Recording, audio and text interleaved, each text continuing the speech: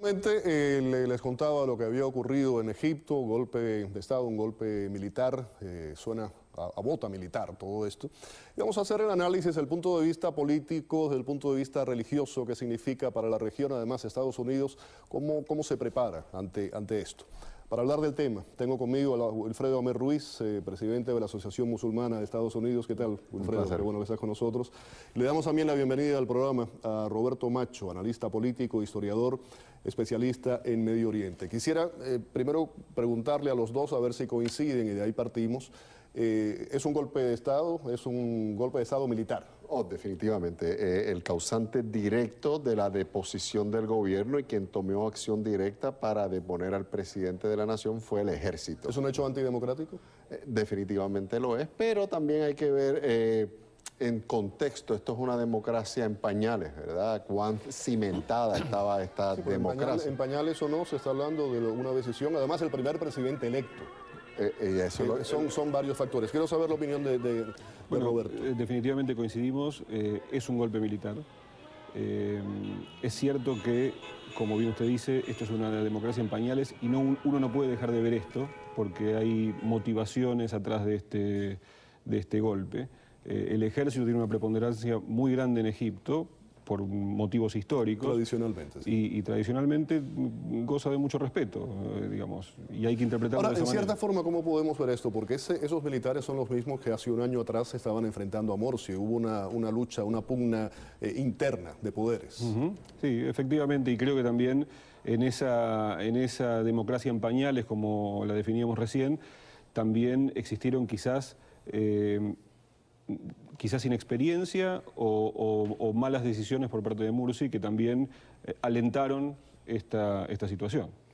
Wilfredo, ¿Morsi no lo hizo bien? ¿Qué falló? Y más allá, quería saber tu opinión con relación a esto, es los gobiernos que tienen un trasfondo religioso o que están llevados por militares, cualquiera de los dos, no son lo que deben ser, no cumplen el cometido que deben cometer. Yo creo que en Medio Oriente es tan difícil sacar de cualquier país del Medio Oriente la religión de lo político. Eso es algo que está intrínsecamente ligado al desarrollo. En nuestros países, no tanto como allí, pero en nuestros países a través de la historia se ha ido haciendo. Claro, pero en Medio Oriente aún, pues, Israel aspira a que se nombre al Estado de Israel como el Estado judío de Israel, por ejemplo.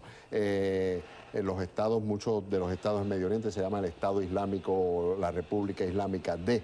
Así que separarlo no es esa visión occidental de que tiene que estar separado, no está ni va a estar.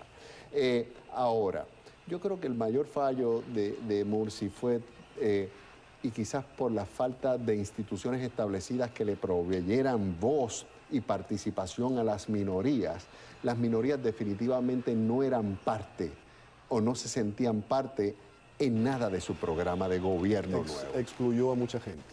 Y las instituciones, al ser tan jóvenes, ¿qué te digo ahora mismo? En nuestro sistema aquí en Estados Unidos, las minorías por un u otro lado tienen alguna participación, pero ya es una democracia mucho más cimentada, ya sea en la legislatura, ya sea en el poder judicial, ya sea en el cuarto poder de la prensa, ya sea... Hay una sociedad y sistemas en su lugar para que toda... Alfredo, si me permites, esas son imágenes en vivo que estamos viendo. Yo me imagino que eso debe ser la Plaza Tahrir, que es la Plaza Liberación, ¿no? Claro. Que fue donde precisamente comenzaron además las protestas, aquellas que condujeron pues al derrocamiento de Hosni Mubarak. Y yo creo que quien ha perdido en todo esto en realidad es el pueblo egipcio, que está en medio de un experimento de democracia y ya este primer paso lo dio fallidamente.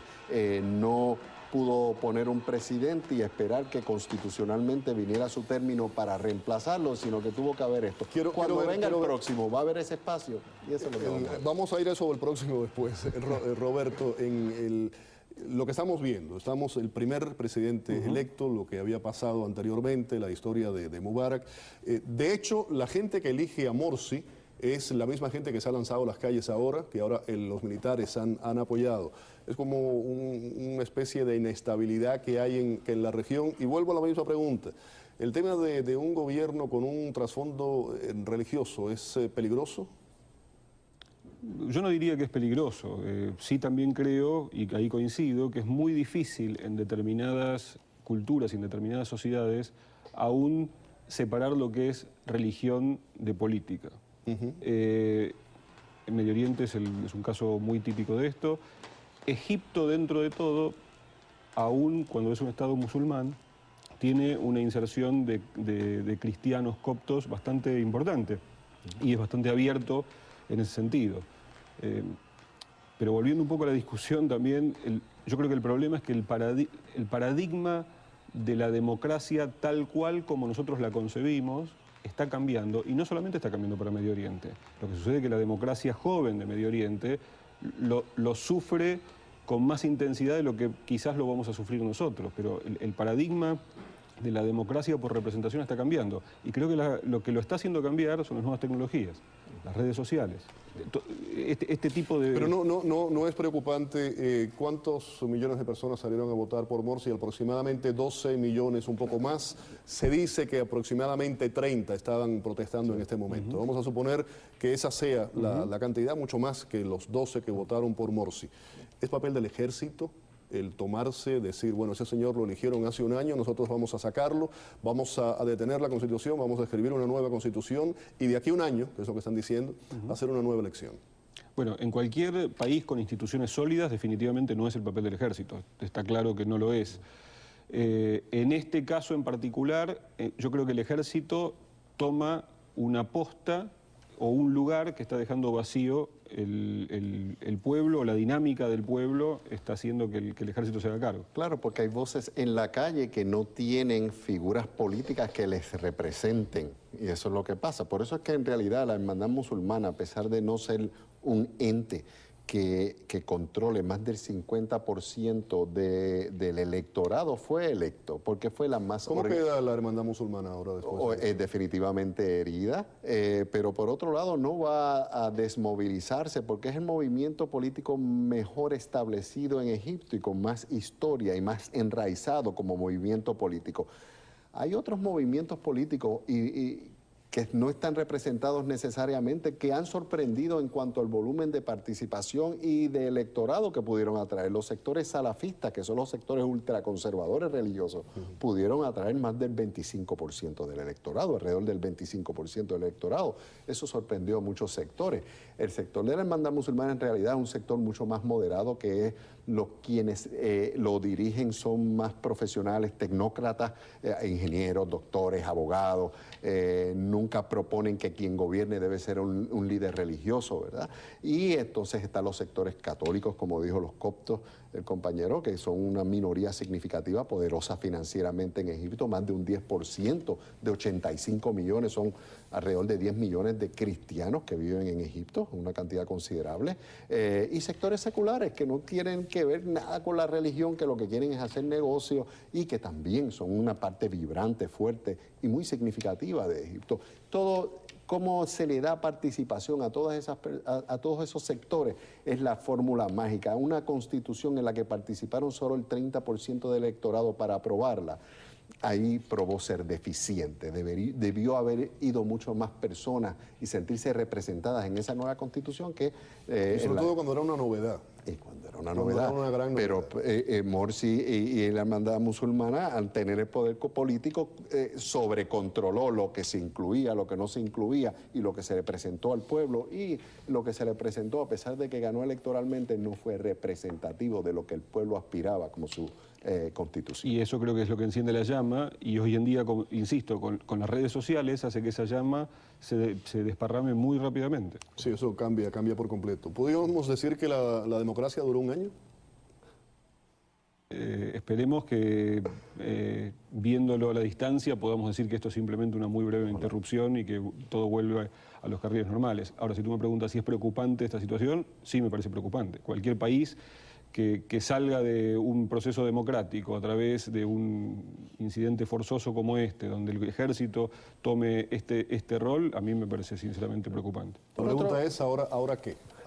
Yo creo que el pueblo tampoco va a tolerar que vuelva a gobernarle los militares, ¿verdad? Yo creo que el pueblo ve a los militares como algo transitorio, pero en la medida de que lo vea enraizándose en el poder y que no se vislumbre un nuevo proceso, una nueva propuesta al pueblo a que elija a su próximo gobernante, se va a tirar igual a la calle. Pero ¿cómo se hace en este año esa nueva elección? ¿Cómo se hace esa transición? Tiene que hacerse una nueva constitución temporera, unas nuevas reglas de juego, y yo creo que cometerían un error tratándole de cerrar las puertas a cualquier segmento social, sea la hermandad musulmana, sea los salafistas, porque vuelve a incurrir en el error que incurrió Mursi, de no darle voz a los mayores sectores posibles. Me voy con esto antes de la pausa. Roberto, ¿esto es una reivindicación para Hosni Mubarak?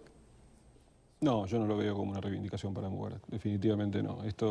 Yo creo que Mubarak es el pasado, creo que Egipto está transitando un camino incipiente todavía, pero confío que vaya hacia la democracia.